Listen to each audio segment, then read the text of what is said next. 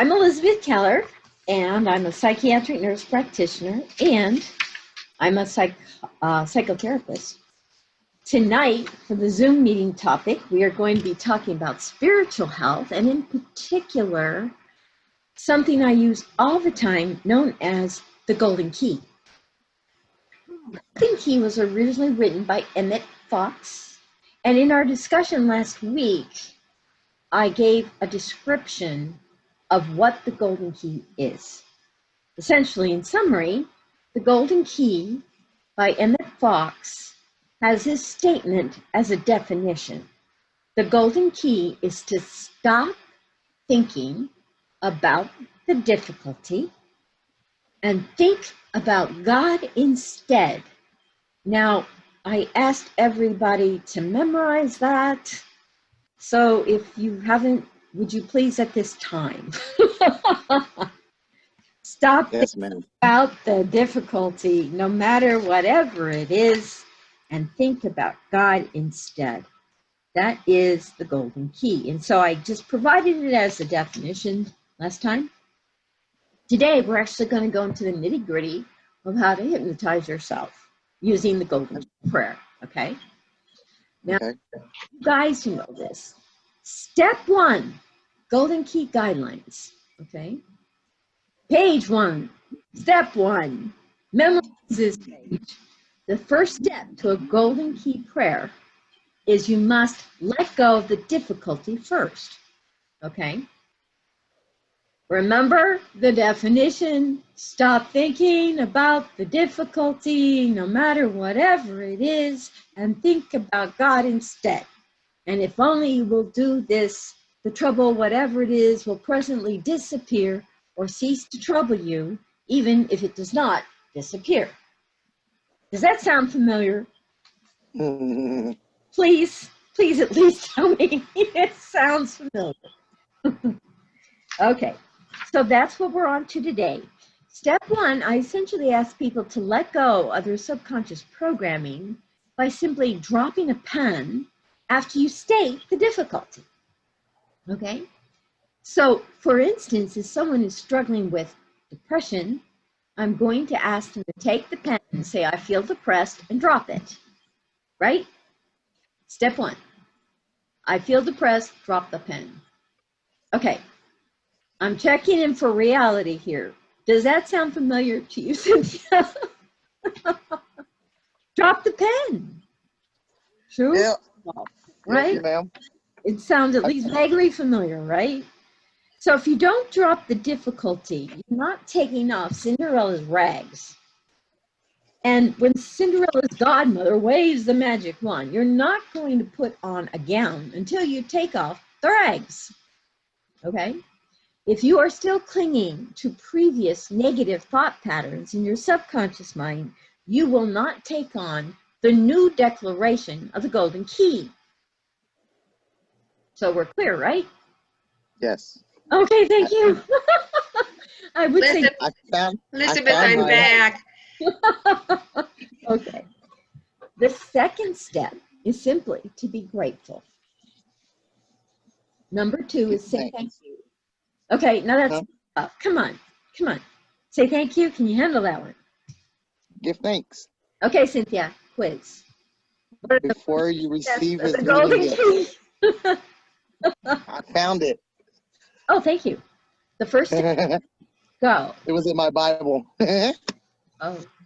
Well, if you read the Bible as much as you read the Golden Key, you're in trouble. Okay, so step 1, what is it? You tell me. Let go. Yeah. Drop the pen and say out loud the difficulty. Whatever the difficulty is. Don't drop the pen until you've said the difficulty.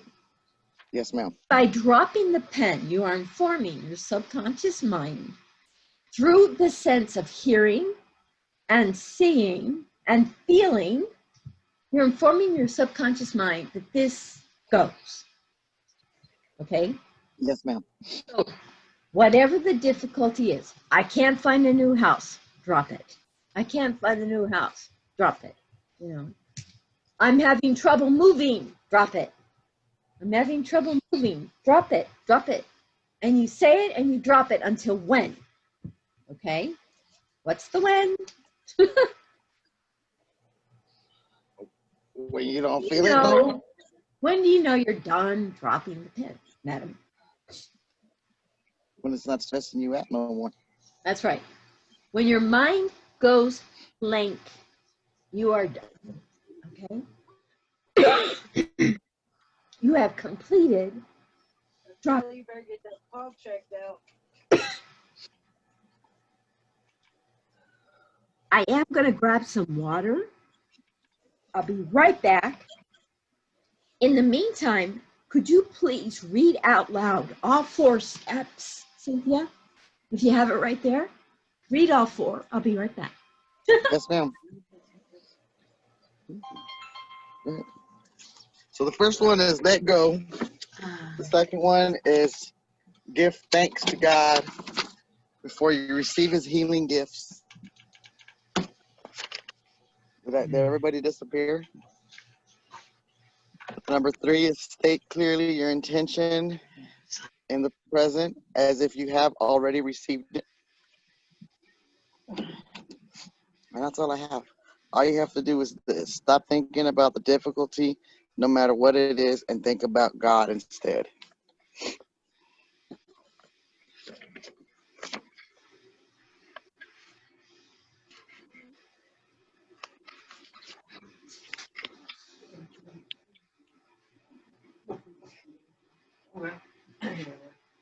Did you find me where? Okay, I'm back, guys. Now, I'm with you again. Step 1, let go.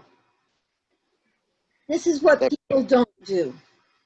They will pray, and they will pray effectively. They'll pray a very long time, but if you don't drop the problem first, okay, then you cannot, repeat, cannot proceed. And whenever I teach somebody the golden key, and they come back and they tell me it's just not working, my reply is always, did you drop it? Did you drop the problem first? Right. You know what? The answer is always, no, I did not. Okay? So when all else fails, read the directions. Okay? So step 1, drop it, drop it, drop it, drop it, drop it. Do you remember my story about Doc, my face hurts? Nope. Patients come to me whenever they come, especially new patients, and they'll tell me something to the effect of, Doc, my face hurts. Doc,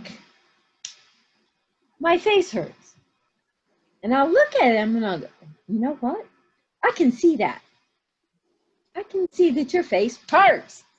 Oh my God. And they'll say, yeah, can you do something about that? Please, Doc, can you do something about that? And I'll go, I don't have a drug in the world for that. So what I say is, well, stop that. Can you see my head? I spend most of my time teaching my patients how to stop slapping themselves in the face. No drug is going to force you to change your thought patterns, okay? I can control the symptoms. I'll do the best I can. They last as long as they do. You get used to them. They stop working. I change. I give stronger drugs. And on we go. And it never will get resolved until you decide, make a profound decision that you are done. And you stop the sabotage. Fair enough? Right? Yep. Yeah. Okay. That's the story of Doc, my face hurts. And if I catch you, if we're ever in a session and it looks like I'm being very rude and I'm interrupting you, I'm not interrupting you, I'm interrupting the slap. Doc, Stop that. No, no. Go there. Don't you dare. Because your number one enemy is your subconscious mind with negative programming. You are your enemy. You are your only enemy. Oh, by the time you're 40, you've usually figured out that you are your worst enemy. By the time you're 50, you know for sure you are enemy. Begins and ends right here between your two ears. So I spend a great deal of my time as a psychotherapist teaching all of my patients these 4 simple rules. Number 1, let go until your mind is blank, until your mind is sick and tired of hearing it. And it's just like, you'll know if you saw it, you'll know if you start crying, you'll know if you start laughing. That's all signs that your subconscious mind is sick and tired of hearing it, and it will drop it right now. Now, I'm not going to say for how long. It depends upon how ingrown that thought pattern is in your mind. In particular, your subconscious mind. That's what I really, really want to get a look at, okay? And since I'm a hypnotherapist, I really do want to look under the surface. I want to know what's going on in that part of your mind that you don't know, and you don't know that you don't know, is eating your lunch. You have archived all kinds of absolutely negative experiences, inherited traumas, things that happened to you that were not under your control, that left you with a residual that I'm not lovable, okay, or I'm no good, or I'll never make it, or I deserve to be punished. I could go on and on. The subconscious patterns I found from people, I'm sure there are over 500 at this point. And those are just the ones I found. Everybody's unique. You have your own special collection of poison that you use on yourself on a regular basis. It's called self-sabotage. So I'm mostly here to do whatever I can to get you to stop hurting yourself. So step 1, let go. Step 2, okay, Cynthia, you're up to bat. What's step 2? Give thanks to God before you receive his healing or gifts. Before. Okay. Now, when people pray, they usually say please, not thank you. And they usually reserve the thank you for after they receive whatever they're asking for. It doesn't work that way.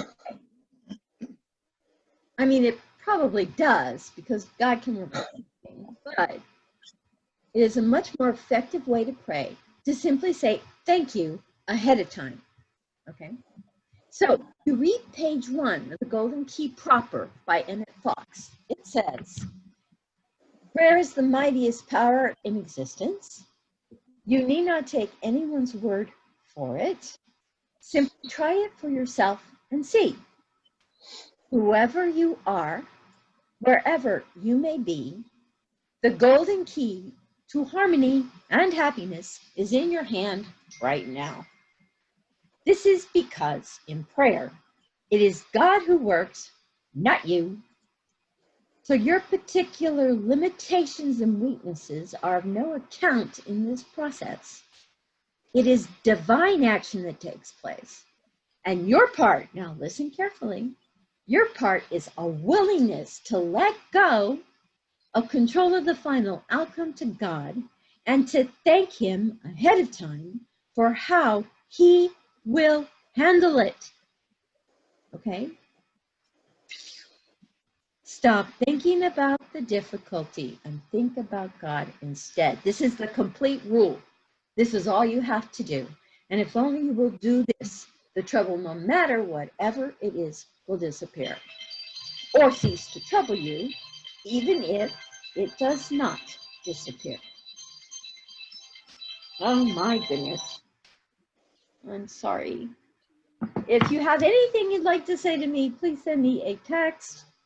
I'm not going to answer the phone while I'm in this Zoom meeting. Okay, so that's why it says thank you ahead of time. For people that are looking for biblical references to this, please note when Jesus raised Lazarus, or when Jesus fed the 5,000, or when Jesus was right before his crucifixion and he thanked God for making us all one. It hadn't happened yet because he hadn't been crucified yet. And he said it at the Last Supper. So there are examples liberally distributed throughout the Gospels of where Jesus said, thank you first. So take it on. Step 2, thank God ahead of time for how he will handle it. Okay, what's step 3, Cynthia? Oh, I'm sorry. State clearly your intention in the present as if you have already received it. That's 3. That's right. So it's a declaration. It's not a petition. Think of yourself as a little 2-year-old tugging on mommy's skirt, persistently asking for whatever it is you're asking for, okay? You are a 2-year-old in the universe, and you have a right to ask for absolutely anything, anytime. Ask any 2-year-old, they know that. Now, that doesn't mean the answer is always going to be what you want it to be, but you can always ask.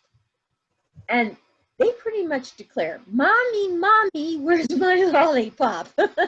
Checkout line of HEB, and they want a lollipop. It's right there in the checkout area. And Mommy says, not yet. I'll buy it. Can't have it until after dinner. Temper tantrum. You can ask for whatever you want. Just be prepared to listen for the answer, okay? Now, do you remember, perchance, anybody out there, the answer God gives you to your prayers is always one form of yes. 3 different forms, always yes. The first one is yes, yes, okay? And if you don't receive it, it's because the UPS man delivered your request to your porch and you did not answer the doorbell, and it's sitting on your porch. And if you keep asking for it, you now have 15 packages sitting on your porch, and God is mad at the angel for not delivering them. And the angel keeps saying, I rang the bell, I rang the bell, I rang the bell. To your own good, or you'll never receive it. Answer number 2 for yes is yes, but not yet. Not yet. There's something you don't understand that has to move or get out of the way first. The third type of yes is, I've got a better idea. Okay? I've got a better idea. So that means what you're asking for is a no, but it's a yes to a higher yes that you don't know. Okay? So if you keep that in mind, declare your intention. Make it a declaration in the present tense, by the way, not the future tense, right? Is that what it says? Declare your intention in the present tense. Use the word now. Something people don't understand when they pray is that there is no such thing as a future for God. God exists outside of time. God created time. The past, the future, and now are all wrapped up in the eternal now. Okay? Okay, let's see here. Did Pepper come back? I lost somebody. Okay, there we go. I'm a little bigger now. Okay, so third step, declare your intention in the present tense as if you have already received it. Correct? Correct. Good. Now, the fourth and last step is what? Put in thoughts of God. God's kingdom, God's virtues, God's blessings. Let God, right? Let God. Yes, ma'am. Okay, let's go over this really fast. The super summary is, let go, say thank you, declare your intention, let God. Okay? Now, I don't have the greatest of memories anymore either, but I had that memorized. So if I can memorize it, you don't have any excuse. Okay? Let go, say thank you, declare what you want for Pete's sake in the present tense, and say, and then you let God. You let God, because this is not up to you to do. If you could have done it, you would have done it by now. True or false, right? So most of the problem my people have is they're trying to fix themselves, and that is not going to work. Because if you've ever tried to stand on your own shoulders, you'll understand that's not going to work very well. Okay. Your subconscious mind is 80% of your mind. It's below your level of awareness. It's very hard to access unless you're in what? Pain. And what? Pain. Oh, pain. Got you. Physical, emotional, mental, spiritual pain. It's pain that will drive you to seek the help you need to access something you don't know that you don't know. Now, you've heard me say that before. Please, yes? Yes. What is it? What is it you don't know that you don't know? Okay, because now we're talking about everything that's submerged beneath your level of consciousness, which is 97% of your mind. So if 97% of you is subconscious programming left over from very bad experiences, and then you get this nice creative idea in your conscious mind, we've got 3% against 97%. Who's going to win? 97%. Conscious.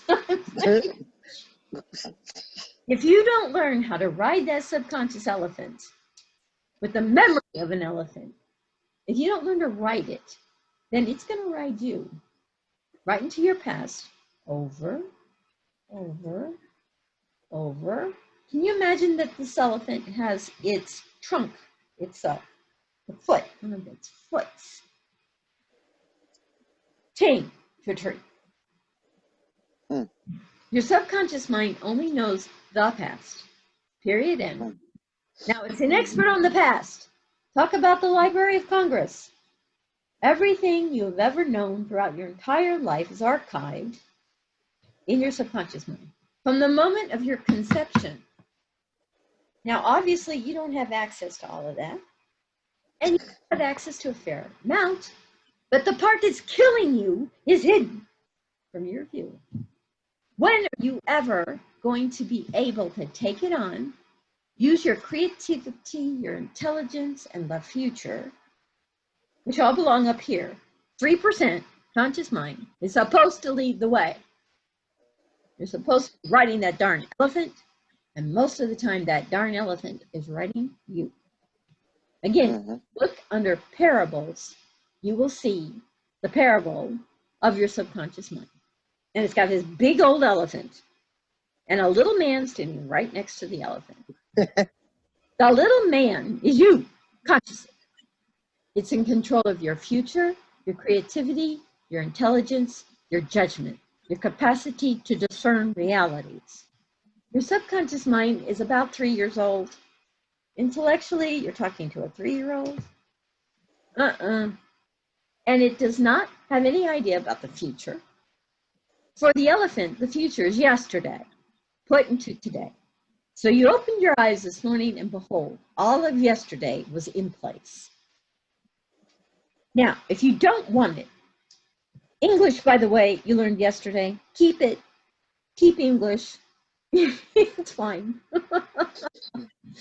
You also learned how to put your clothes on, right? What's your name? Yep. Keep it. Your subconscious has it, and it's going to put it in the morning. You open your eyes, there it is. However, it also has things like, I hate myself. And it does not know the difference between a poisonous negative program, which has been buried there since you were 3, and things like, oh, I know how to drive home, by the way. Have you ever been in a circumstance where you have been intending to go somewhere, but you weren't paying that much attention, and your subconscious mind just drove you home? You know, you look up and you're like, what is wrong with this picture? I was going to go to the grocery store, or church, or to visit somebody. That's because you disengaged up here. Your subconscious mind took over and replayed what it always knows, which is how to get home. There you are. You're in your own driveway. How did I get here? Well, that's how. Okay. So what you do not want the subconscious mind to repeat is the negative poisonous programming that it doesn't know is poisonous. It's quite innocent. It's just, you know, everything from yesterday is in today. You discern because you're in pain. And as soon as you're in pain, you know that there's something you don't know, that you don't know, that's eating your lunch in your subconscious mind. Please don't blame God if you're in pain. Pain is a sign that you left the course, the main drive, to get to your personal heaven. You left. You jumped off the ship. God's driving the ship and you jumped off. Then you turn around and blame the ship. Don't do that. Take a look. Find that slippery little thought that's right there when you're in pain. Find it, drop it, and then proceed to counter it. But don't try to counteract negative subconscious programming until you let go of the sucker first. Your subconscious mind is meant to be your servant, okay? It is meant to give you everything you need for you to live your life consciously. So you don't have to make all the decisions about things like beating your heart. When's the last time you told your heart to beat? Breathing? Anything. Sweating? Winking? Blinking? All stuff managed by your subconscious. Thank God. You got to ride that. You ride that elephant. And how do you do it? When you're in pain, please remember page 7 of the guidelines, or it's either page 4 or 7. I think in the new version it might be page 4. But it says memorize this. Ready? Whenever you are miserable, stop what you're doing. First of all, stop. You're doing it, so stop. Anytime you're miserable, stop what you're doing and ask yourself a very important question. Does anybody out there in my audience remember what the question is? I don't know. All right. I accept. The question is this. What the hell have I been thinking? I'll promise you 2 things. Number 1, it was hell. Number 2, you were thinking it. Okay, sit down. Get a hold of that slippery little sucker that's making you hurt, that right now is just on the bridge of your consciousness and about to go back into hiding.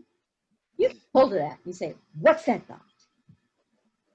Oh, that was my mother talking again, saying, I'll never be worth anything.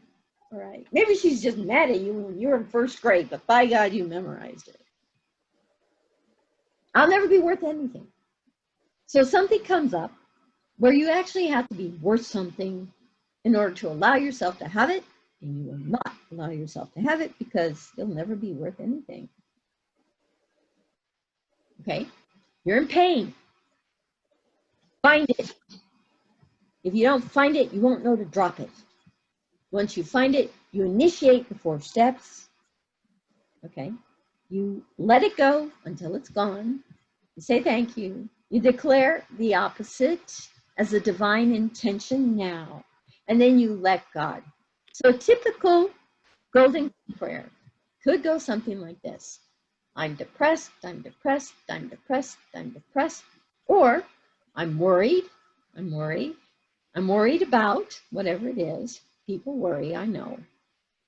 And then when you get a blank slate up here, it happens eventually. It does. And eventually, sometimes it only takes once. Okay. It just depends upon how close to the surface that daggum thought is and how good you are at dropping it. With practice, you get really fast. Okay, so you're in pain. You sit down. You find the thought behind the pain. You drop the thought.